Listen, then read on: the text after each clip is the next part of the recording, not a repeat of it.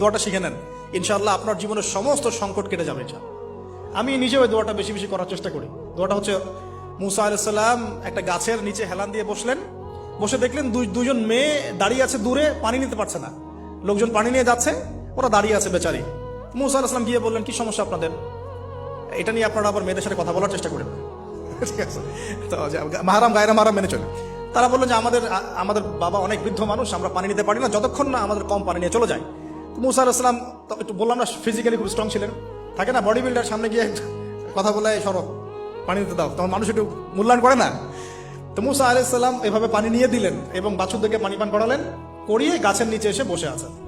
বসে বসে তিনি দোয়া করছেন, এই যে দোয়াটা তিনি দোয়া করছেন, রব্বি, একটা নেক কাজ করলেন, নেক কাজ করলেন না, মানুষের উপকার করলেন, নেক কাজ করে এসে গাছের নিচে বসে দোয়া করছে, আল্লাহ এখানে তো আমার খাবার পানি বাসস্থান কিছুই নাই, আমি কি করব?